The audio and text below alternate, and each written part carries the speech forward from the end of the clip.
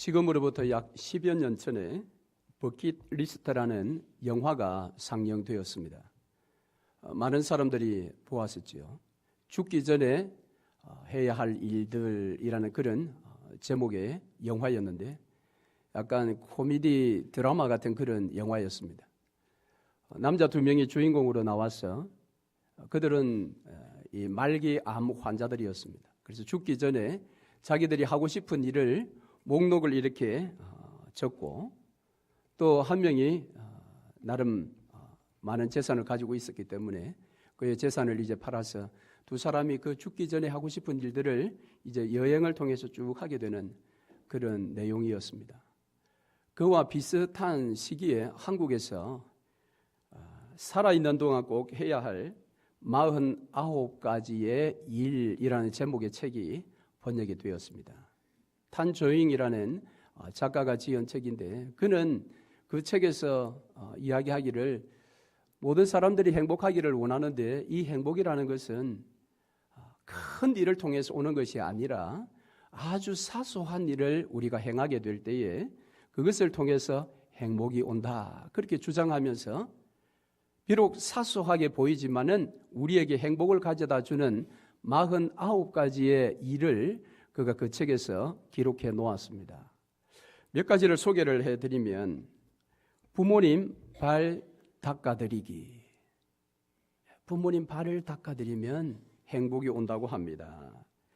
또 고향 찾아가기. 고향 그러면 마음이 설레지 않습니까? 저도 밀양이라는 단어만 나오면 마음이 설렙니다. 고향 찾아가기. 또 큰 소리로 사랑 외치기.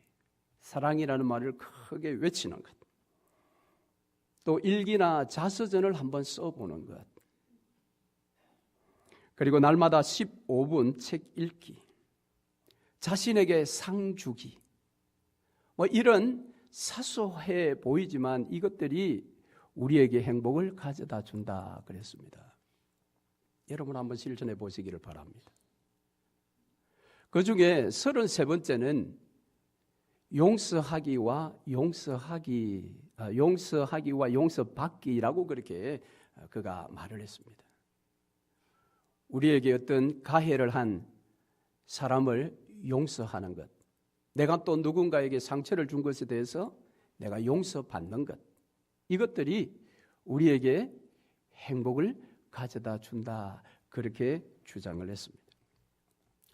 그러나 실상 우리가 가해자로서 내 잘못을 인정하고 피해자에게 사과를 하는 것은 쉬운 일이 아닙니다. 뿐만 아니라 내가 피해자로서 가해자를 용서한다는 것, 그것은 더 어려운 일인 것입니다. 그러다 보니까 많은 사람들은 그 용서를 하지 못하고 누군가로부터 입은 상처를 계속해서 안고 지금 살아갑니다. 그래서 어떤 면에서는 그가 지금 현재를 살아가지만 여전히 과거에 붙들려서 현재에서 희망찬 미래로 잘 나아가지 못하는 그런 삶을 살아낼 수도 있는 것입니다. 그래서 과거의 속박에 억눌려 가지고 현재를 현재답게 미래의 꿈과 희망을 제대로 그려보지 못한 채 살 수 있다라는 것입니다. 그래서 오늘 우리는 요셉의 이 신앙과 그의 삶의 어떤 방식 이런 것들을 통해서 만일 우리에게 과거의 그 무엇이 나를 지금 붙들고 있다면 그것들을 다 과거로 흘려보내며 현재를 현재답게 그리고 미래의 더 큰 꿈과 소망을 향해서 발걸음을 내디딜 수 있기를 바랍니다. 그래서 우리 자신들의 그 믿음을 관리하는 믿음 테크 시리즈 설교 2번째, 오늘 용서 그 주제에 대한 말씀을 함께 나누어 보려고 합니다. 자, 우리 교회에 자녀들 중에 미국식 이름, 영어 이름이 조셉이라는 이름을 가지고 있는 자녀들이 있습니다. 자, 그러면 그 부모는 아이의 이름을 지을 때에 요셉이라고 지으면서 무슨 의미를 거기 이름에 두었을까요? 자, 그러면 여러분에게 한번 물어봅니다. 여러분은 성경의 인물 가운데 오늘 본문의 주인공인 이 요셉을 생각하면 가장 먼저 떠오르는 단어가 무엇입니까? 그것은 아마도 꿈이라는 단어일 겁니다. 왜냐하면 요셉의 별명이 꿈꾸는 자니까. 꿈꾸는 자가 저기 온다 그랬잖아요, 형들이. 또 누군가는 비전이라는 단어를 생각할 것입니다. 비전을 가졌다, 요셉은. 그래서 아이의 이름을 조셉이라고 이렇게 지을 때에 아마 대부분의 부모는 너는 한평생 꿈꾸는 자가 되어라. 너는 한평생 비전을 가진 자가 되어라. 막 그런 소망을 가지고 그 아이의 이름을 요셉이라고 그렇게 짓지 않았겠습니까? 자, 그러나 요셉의 일생을 우리가 잘 이렇게 살펴보면 요셉의 일생 가운데 가장 중심적이고 가장 강력한 단어는 저는 꿈이 아니라고 생각합니다. 비전이 아니라고 생각합니다. 저는 그의 일생에 있어서 가장 중요한 키워드는 용서라고 생각합니다. 왜냐하면 그의 삶은 애굽의 총리가 되기 전까지 수없는 고난과 외면당함과 미움당함과 누명을 당하고 그런 처절한 인생을 살았습니다. 그렇기 때문에 그가 애굽의 총리 대신이 되기 전까지 그의 삶의 모든 여정들을 볼 때에 어쩌면 그는 그 과정 가운데 꿈을 쫓아서 살지 않았을 것입니다. 요셉은 비전을 쫓아서 산 사람이 아닙니다. 그는 오직 하나님을 바라보며 하나님을 의지하며 살았던 인생입니다. 그리고 정말 그가 꿈꾸는 자가 되고 비전너리로서 그 비전을 이루었던 것은 제가 생각할 때 그의 삶에 용서가 있었기 때문이라고 생각을 합니다. 그의 꿈도 그 용서 위에 피어났고요. 그의 비전도 그 용서 위에 세워졌다. 그렇게 저는 보는 것입니다. 요셉은 이런 나이에 사랑하는 어머니를 잃었습니다. 어머니 라헬은 하나님의 집이라는 베델에서 요셉의 동생 베냐민을 낳다가 죽습니다. 어머니에 대한 상처가 있습니다. 그리고 어머니를 잃은 요셉에 대해서 그 아내 라헬을 사랑했을 뿐만 아니라 그 아이들도 사랑했던 이 야곱이 지극정성으로 편애를 해버렸습니다. 그래서 요셉은 형들로부터 미움을 받았지요. 형들로부터의 상처가 있습니다. 그래서 형들로부터 애굽 상인들의 노예로 팔려버렸지요. 그리고 보디발의 집에 가서 노예로 살다가 나름 인정받아서 좀 뭔가 인생의 전환이 왔다 싶을 때에 보디발의 아내의 누명을 쓰고 감옥에 가게 되는 것입니다. 그는 감옥에서도 믿는 자로서 부끄러움 없이 최선을 다하는 시간을 보내던 중에 그가 떡 맡은 관원과 술 맡은 관원의 꿈을 해석해주고 나중에 술 맡은 관원이 그가 풀려나갔지만은 요셉을 잊어버렸습니다. 그러니까 요셉은 또 한 번 상처를 받은 것입니다. 당신이 풀려나면 나를 기억해달라고 그렇게 부탁을 했음에도 불구하고 잊혀진 존재가 되었습니다. 요셉은 거기에서도 또 상처를 받는 것입니다. 그는 광야 구덩이에서 애굽 노예로 억울한 누명을 쓰고 감옥까지 떨어져서 거기에서 사람들로부터 잊혀진 그런 삶을 살았습니다. 그는 자신의 인생을 한탄하고 하나님 앞에 원망할 수가 있는 것입니다. 사실은 이 요셉이 형들에 의해서 팔려갈 때에 성경의 그 기록 장면을 보면 요셉이 팔려갈 때에 어떤 상황이 일어났는지에 대해서는 자세하게 설명하지 않습니다. 그냥 팔았다라고 끝내고 있습니다. 그러나 나중에 이 형들이 애굽 총리된 동생 요셉을 만나서 일어난 일들 가운데서 그 형들이 이렇게 이야기를 합니다. 창세기 42장 21절 말씀에 그가 우리에게 액을 할 때에 그 마음의 괴로움을 보고도 듣지 아니하였으므로 이 괴로움이 우리에게 임하도다. 그러니까 노예 상인에게 팔 때에 요셉은 형들에게 액을 했습니다. 살려달라고 했습니다. 제발 팔지 말라라고 그렇게 울면서 아마 절규했을 것입니다. 부르짖었을 것입니다. 그런데 형들이 그의 마음의 괴로움을 보고도 팔아버렸다라고 자기들 스스로 이야기를 합니다. 뿐만 아니라 그는 술 맡은 관원에게 그 꿈을 해석해 주면서 제발 당신이 살아나가면 나를 기억해달라. 나는 억울하게 지금 감옥에 들어왔다. 제발 나를 좀 감옥으로부터 구해달라고 그렇게 아마 액을 했을 것입니다. 그런데도 그는 잊혀졌습니다. 모든 사람들로부터 그는 다 거절당하고 미움당하는 그런 삶을 살았습니다. 그는 비록 하나님으로부터 꿈과 비전을 받았지만, 그래서 형들로부터 꿈꾸는 자라는 그런 별명을 얻었지만, 그의 현실의 삶은 그 꿈과 전혀 상관없는 고난의 세월이었습니다. 그런 중에 그가 하나님께 원망이 터져 나오지 않겠습니까? 차라리 꿈이라도 주지 말지. 그 꿈 때문에 그 꿈을 형들에게 괜히 이야기했다가 미움을 받아 형들이 팔아버렸기 때문에 인생이 이렇게 나락으로 떨어진 것 아니겠습니까? 그래서 17살 때에 팔려서 애굽 총리가 되었을 때 나이가 30이라고 하니까 13년의 세월을, 그런 인고의 세월을 그가 살아왔던 것입니다. 그런데 그에게 이제 기회가 왔지요. 그를 잊어버렸던 술 맡은 관원이 그 왕의 꿈의 이야기를 듣고 요셉이 기억난 것입니다.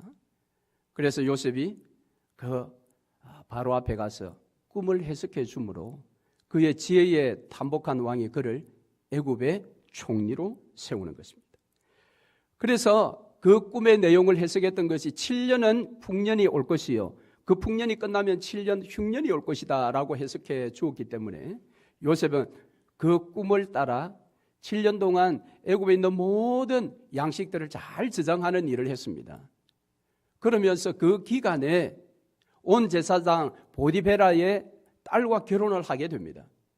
그리고 아들을 낳았는데 두 아들을 낳습니다. 오늘 본문에 보니까 므낫세와 에브라임을 낳았다 그랬습니다. 자, 여기에서 우리가 생각해 보려고 하는 것이 이 두 아들의 이름을 지은 요셉의 신앙을 살펴보려고 하는 것입니다. 앞서 말씀드린 것처럼 우리가 자식을 낳으면 그 자식의 이름에는 자신의 어떤 신앙을 많이 표현해서 아이의 이름을 우리가 짓지 않습니까?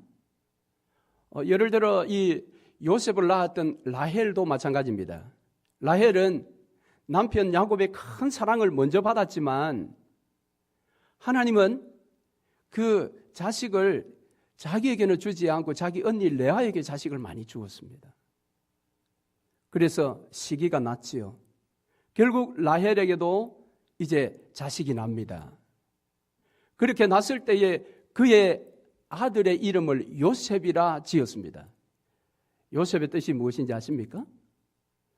더 주소서라는 뜻입니다. 라헬은 자식을 낳으면서 자신의 신앙을 거기에 지금 표현한 것입니다. 하나님, 나에게 더 많은 아들을 주세요라는 그런 간절한 신앙의 열망을 아들의 이름에 담았습니다. 요셉이다. 마찬가지로 이 요셉도 이제 애굽 총리가 되어서 두 아들을 낳았는데 첫째 아들 이름을 므낫세라 했는데 오늘 51절 말씀에 그 의미가 나와 있죠. 51절 말씀을 보시면 하나님이 나로 나의 모든 고난과 나의 아비의 온 집 일을 잊어버리게 하셨다 그랬습니다. 여러분, 이걸 다 잊을 수 있습니까? 애걸복걸 형들에게 붙들었지만 형들이 그걸 매정하게 뿌리치고 노예로 팔아버렸고 술 맡은 관원에게 제발 당신 나가면 나를 좀 꺼내달라고 했지만 그도 잊어버렸습니다. 그리고 비록 지금 애굽 총리가 되었지만 과연 그 13년의 지난 날을 이렇게 잊었다라고 고백할 수 있습니까? 쉽게? 아마 그러면 여러분은 그렇게 말씀하실 것입니다. 목사님, 여기 오늘 의미를 보니까 요셉이 자기가 잊었다고 이야기하지 않고 하나님이 잊어버리게 해주셨다고 하지 않습니까? 이렇게 말할 수 있습니다.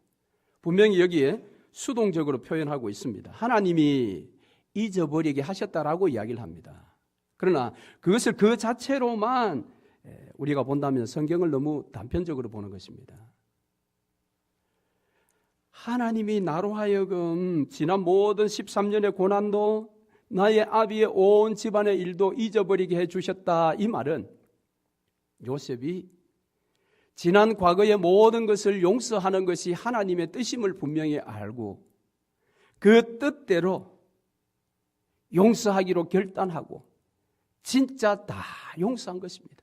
용서를 했기 때문에 다 잊어버릴 수가 있었던 것입니다. 그러면서도 표현은 내가 어찌 다 용서할 수 있으리요? 나도 사람인데. 그러나 하나님께서 그것을 용서하라는 것이 하나님의 뜻이기에 나는 지난 모든 고난의 일도 내 아비 집에서의 일도 그 아비 집에서의 이런 형들의 그런 시기, 미움, 그런 어떤 것 아니겠습니까? 그것들을 다 잊어버렸다. 용서했다라는 것입니다. 베드로가 예수님께 이렇게 물었습니다. 예수님, 우리가 용서를 한다면 몇 번을 해야 합니까? 7번 할까요? 예수님께서 말씀하시기를 70번씩 7번이라도 해라. 그 말은 7749, 490번을 용서해라 그 말이 아니라 계속해서 용서하라는 것입니다. 주님은 왜 이렇게 우리가 할 수 없는 일임에도 불구하고 용서하라고 이렇게 강력하게 명령을 하실까요? 그것은 이것이 너무 어려운 일이기 때문입니다. 일반적으로 볼 때. 그래서 필립 이안시라는 목사는 우리가 용서하는 그것은 부자연스러운 행동이다 그랬습니다. 오늘 이 요셉이 다 잊었다, 다 용서했다, 이건 부자연스럽다라는 겁니다. 상식적으로 볼 때. 그것이 어떻게 가능할까? 부자연스럽다라는 것입니다. 그런데 성경은 예수님의 음성을 통해 우리에게 용서하라고 합니다. 왜? 용서하지 않으면 우리는 과거에 계속해서 붙들려 있을 수 있습니다. 과거가 나를 잡으면 내 영혼은 과거에 억압이 되는 것입니다. 자유할 수가 없는 것입니다. 실제 요셉 주변에 그런 삶을 살았던 사람이 있습니다. 바로 그의 아버지입니다. 야곱. 야곱은 먼저 라헬을 사랑했습니다. 그런데 장인의 술수에 넘어가서 레아와 먼저 결혼을 했지요. 그리고 또 7년을 봉사해서 사랑하는 라헬을 아내로 맞아 들였습니다. 그런데 그 라헬이 하나님의 집이라고 하는 그 베델, 그 아름다운 베델의 그곳에서 베냐민을 낳다가 죽게 되는 것입니다. 아마 야곱은 큰 상처를 안았을 것입니다. 그래서 그 라헬이 낳은 요셉을 편애한 것입니다. 다른 자식들보다 더 많이 사랑을 한 것입니다. 그래서 옷도 채색 옷을 사서 입혔습니다. 요셉에게만. 결국 형들이 그를 미워해서 그를 노예로 팔아버리고 그리고 그 채색 옷을 찢어서 짐승에 피를 묻혀서 아버지에게 가져옵니다. 요셉이 짐승에 찢겨 죽었다라는 것입니다. 그 아버지 야곱이 얼마나 상처를 받았겠습니까? 그 야곱이 받았던 상처는 이루 말할 수가 없었을 것입니다.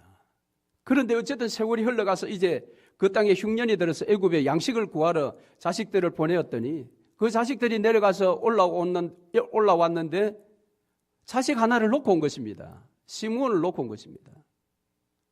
그리고 또 하는 말이 기가 막힌 말을 합니다. 막내 베냐민을 데려가야 된다라고 합니다. 그래야 시므온을 살릴 수 있다고 이야기를 하지요. 그때의 아버지 야곱이 창세기 42장 36절에 보면 이렇게 외칩니다. 그 아비 야곱이 그들에게 이르되 너희가 나로 나의 자식들을 잃게 하도다. 요셉도 없어졌고 시므온도 없어졌거늘 베냐민을 또 빼앗아 가고자 하니 이는 다 나를 해롭게 함이로다. 이 자식들에게 지금 원망을 쏟아놓는 것입니다. 너희가 내 자식을 다 잃게 하는도다. 이 말은 지난날에 이 요셉도 여기에 포함되는 것입니다. 여기 시므온도 잃고 또 베냐민도 잃어버리게 한다라고 했지만 13년 전에 잃어버렸던 요셉도 여기에 들어가는 것입니다. 아마 이 아버지는 이렇게 생각한 것 같아요. 이 나머지 자식들이 채색옷을 가지고 왔을 때에 먼저는 왜 막내 동생을 너희들이 지키지 못했느냐라는 원망이 거기에 있었을 것입니다. 너희들이 도대체 그 막내 요셉을 어떻게 했기에 짐승에 찢겨 죽도록 했느냐, 그것이 마음의 원망이요 상처가 되었을 것입니다. 아니면 모르죠. 평소에 미워한 것을 야곱이 좀 느꼈다면 혹시 너희들이 요셉을 죽인 게 아닌가라고 말은 못했지만 마음의 짐작은 하고 있었을 것입니다. 그렇다면 오늘 지금 이 13년 후에 나의 자식들을 잃어버리게 하도다라고 할 때에 그 자식들에 대한 상처와 원망 이런 것들을 용서하지 못한 채 13년을 그렇게 살아온 거예요. 야곱은 13년 동안 얼마나 고통스러웠겠어요. 비록 편애했지만 다른 자식들도 다 자식인데 그 자식들에 대한 원망과 미움과 그 분노가 해결되지 않은 채 13년을 지금 살아온 거예요. 그리고 그것이 오늘 터져 나온 것입니다. 자식들 앞에. 너희가 어찌. 그런데 참으로 놀랍습니다. 그것이 터져 나온 다음 몇 가지 에피소드가 지나간 뒤에 창세기 43장에 보면 14절에 야곱이 이렇게 고백합니다. 내가 자식을 잃게 되면 이르리로다. 완전히 다른 고백을 합니다. 무엇입니까? 시므온도 베냐민도 내가 잃는다고 하면 잃겠다라는 겁니다. 그 말은 이 나머지 아들을 내가 이제 선택을 하겠다라는 겁니다. 비록 요셉도 시므온도 또 베냐민도 죽는다 할지라도 나머지 아들 너희들을 내가 이제 내 아들로 진정으로 내가 선택하겠다라는 겁니다. 그러니까 지금까지는 그 아들들에 대해서 용서하지 못하고 분노하고 섭섭해하고 그랬던 마음들을 이제 다 털어버리는 것입니다. 그래, 이제 내가 자식을 잃으면 잃으리로다. 그러나 너희들조차는 내가 잃지 않겠다라는 것입니다. 할렐루야. 그럴 때에 야곱에게는 진정한 이 영혼의 자유가 찾아오게 되는 것입니다. 그런데 여러분, 요셉은 달랐습니다. 요셉은 더 많은 상처를 입었지만 그는 그것을 가슴에 묻어두면서 과거에 그렇게 붙들려 살지 않았습니다. 오늘 첫째 아들 이름에 보면 하나님이 나로 나의 모든 고난과 나의 아비의 온 집안 일을 잊어버리게 하셨다. 여러분, 요셉은 이것을 용서하는 것이 쉬웠겠습니까? 한 집안에 아들과 아버지의 사이가 너무 좋지 않았습니다. 이유는 아들의 학교 성적 때문이었습니다. 이 아버지는 엘리트 코스를 걸어왔던 그런 뛰어난 아버지인데 하나 있는 이 아들이 학교 성적이 말이 아니었습니다. 그래서 윽박도 질러보고 또 비싼 돈을 들여서 쪽집게 과외도 시켜보고 그래도 도무지 성적이 올라가지 않습니다. 이 엘리트 아버지는 이럴 경우에 이해할 수 없는 거죠. 자기는 워낙 공부를 잘했기 때문에 공부 못하는 아이들 이해를 잘 못합니다. 내 자식이라도. 그래서 너무 이제 화가 나서 한 번은 그렇게 얼음장을 놓았습니다. 너 이 자식아, 이번에 성적이 올라가지 않으면 부자의 연을 끊자. 그랬습니다. 주눅이 든 아들이 그저 마지 못해서 고개를 끄덕였습니다. 드디어 이제 시험이 끝이 났고 성적표를 받아오는 날이었습니다. 문을 열고 들어오는 아들에게 아버지가 묻습니다. 야, 아들, 이번에 성적 어때? 그때 이 아들이 생뚱맞은 표정으로 그렇게 대답을 했습니다. 아저씨 누구세요? 이런 아들은 그의 재치를 보더라도 쉽게 이해하고 용서해 줄 수 있죠. 그래, 다음에 잘해라. 그러나 요셉 같은 경우에 형들에 대해서, 술 맡은 관원에 대해서 이걸 용서한다는 것은 결코 쉬운 것이 아닙니다. 오히려 이와 같은 상황 속에서도 계속해서 해결되지 않는 것 때문에 하나님을 원망할 수 있는 그런 위치였지만 그는 과거를 다 잊어버렸다. 과거를 과거로 떠나보내었다라고 합니다.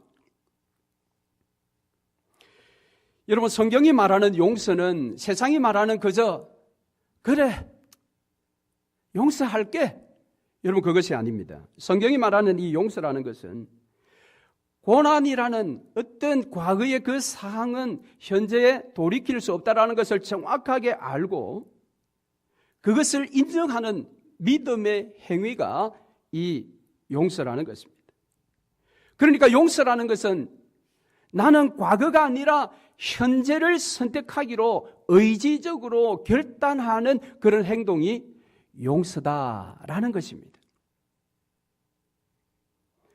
그래서 현재를 우리가 선택하기로 결단하고 과거를 과거로 흘려보내게 될 때에 우리는 미래를 꿈꾸게 되는 것입니다.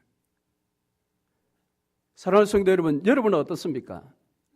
혹시 여러분 여전히 과거의 그 무엇이 여러분 현재를 지금 붙들고 있는 것이 있다면 여러분 그것을 믿음의 결단을 통해서 과거를 과거로 흘려보내 주어야 합니다. 잊어야 합니다. 용서해야 합니다.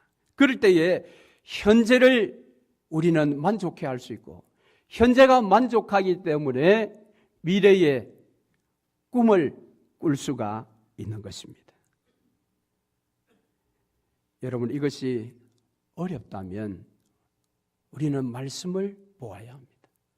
앞서 말씀드린 것처럼 베드로가 예수님께 몇 번 용서할까요? 라고 했을 때 예수님께서 답변하신 이후에 곧바로 한 비유를 설명을 했습니다. 그 비유는 한 주인에게 10,000달란트를 빚진 자가 있다라고 했습니다. 이 10,000달란트는 오늘날 돈으로 바꾸면 4조가 넘습니다. 4조가 넘는 이 빚을 그가 갚을 수 없지 않겠습니까?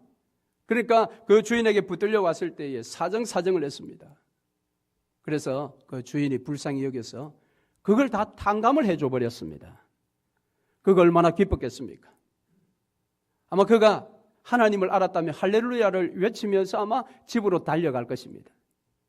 그런데 집으로 가는 길에 자기에게 빚진 자를 만나게 됩니다. 그는 이 사람에게 100데나리온 빚을 진 사람입니다. 이 데나리온이라는 것은 노동자의 하루 품삯입니다. 그러니까 이 10,000달란트와 100데나리온은 비교조차 할 수 없는 금액이지요. 그의 멱살을 잡았습니다. 너희는 돈을 갚아야지. 그도 사정했습니다. 기간을 기다려달라고 했으나 그는 그것을 다 무시하고 그를 감옥에 넣었습니다. 이 이야기를 10,000달란트 빚진 자를 탕감해 줬던 주인이 듣고 그 사람을 다시 잡아오라고 했습니다. 그래서 그대로 형벌을 주는 자에게 넘겼습니다. 그가 말합니다. 너가 10,000달란트 빚을 탕감을 받았는데 100데나리온 빚진 자를 용서하지 못하다니. 여러분, 예수님께서 이 비유를 왜 베드로에게 지금 바로 이야기를 할까요? 오늘 너희가 용서를 몇 번 할까 그것을 고민하느냐? 그렇다면 너희들은 이 10,000달란트 탕감을 받은 자와 똑같다라는 겁니다.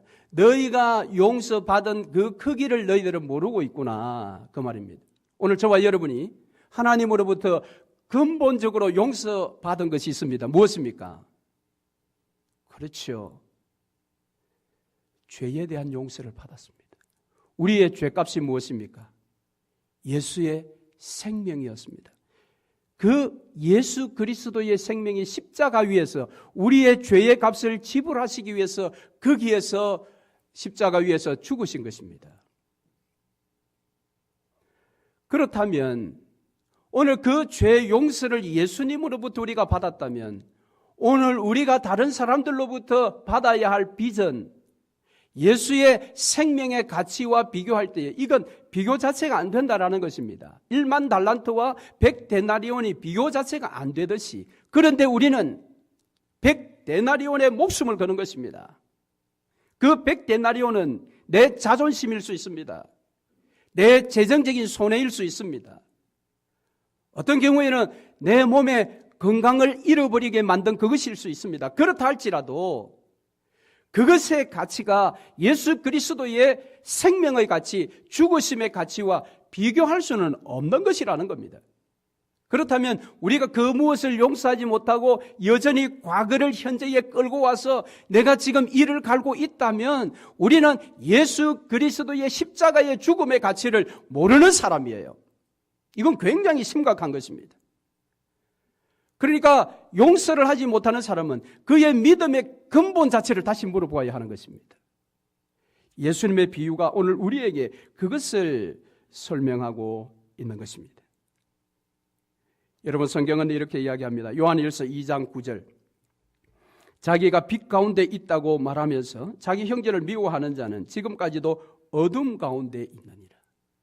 예수 그리스도의 죽으심으로 말미암아 어둠 가운데 있었던 우리가 빛 가운데로 나아갔는데 여전히 형제를 용서하지 못하고 미워한다면 우리는 여전히 어둠 가운데 있다라는 겁니다.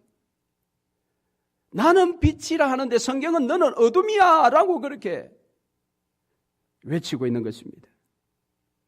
그러므로 오늘 우리가 용서를 제대로 하려면 예수의 십자가의 죽음의 의미가 무엇인지를 제대로 알아야 하는 것입니다.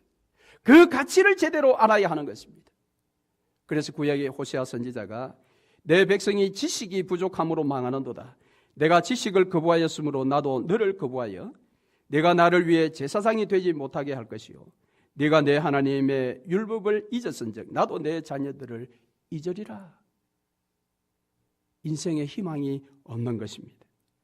그러므로 오늘 우리는 예수 그리스도의 죽음의 그 가치를 제대로 깨닫고 그러므로 우리에게 혹시 아직 해결되지 않은 용서함이 있다면 용서함을 선언해야 합니다. 가해자가 아직 전혀 나에게 사과하지 않았다. 그것은 그의 몫입니다. 내 편에서 그것을 용서할 때에 우리는 미래를 향하여 힘차게 달려갈 수가 있습니다. 요셉을 보십시오. 결론적으로 그가 용서의 삶을 살았더니 하나님이 그에게 주신 축복이 있습니다. 그것이 바로 둘째 아들 이름에 나옵니다. 둘째 아들 이름이 무엇이죠? 에브라임이죠. 네. 요셉의 첫째 아들 이름이 뭐라고요? 므낫세. 둘째 아들은 에브라임. 12지파에 들어가죠. 그런데 이 순서가 좀 헷갈리죠, 여러분. 오늘 분명히 잊지 않도록 여러분에게 알려드리겠습니다. 경상도 말로 누가 어느 집에 아이를 낳았어요. 그럴 때 찾아가서 묻습니다. 뭐 낳았어? 답합니다. 에브라임 낳았어.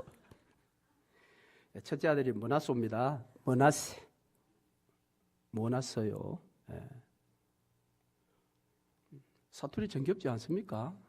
참나. 예. 자, 에브라임의 뜻이 무엇입니까? 하나님이 나로 나의 수고한 땅에서 창성하게 하셨다. 할렐루야. 여러분, 이 이름의 의미를 보세요. 므낫세라고 내가 많은 고난도 잊어버리고 나의 아비의 집에서의 그 모든 고통들, 나에게 핍박을 주었던 그 모든 것들 다 잊어버리고 그렇게 했더니 하나님이 내가 수고한 땅에서 나로 장성하게 하셨다.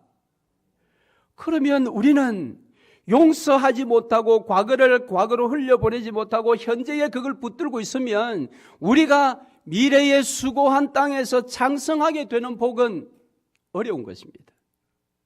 여러분 이해가 되십니까? 요셉이 지었던 이 두 아들의 이름은 그러니까 놀라운 신앙의 원리가 여기에 있는 거예요. 그저 뭐 아들의 이름을 대강 그렇게 지은 것이 아닌 것입니다. 그의 신앙의 고백이요 그의 삶의 방식인 것입니다. 그러므로 사랑하는 성도 여러분, 오늘 우리가 과거에 혹 나에게 끼쳤던 어떤 상처, 그것이 있다 할지라도 그 모든 것을 예수 그리스도의 십자가의 가치를 생각하며 여러분 잊으시고 용서하시기를 바랍니다.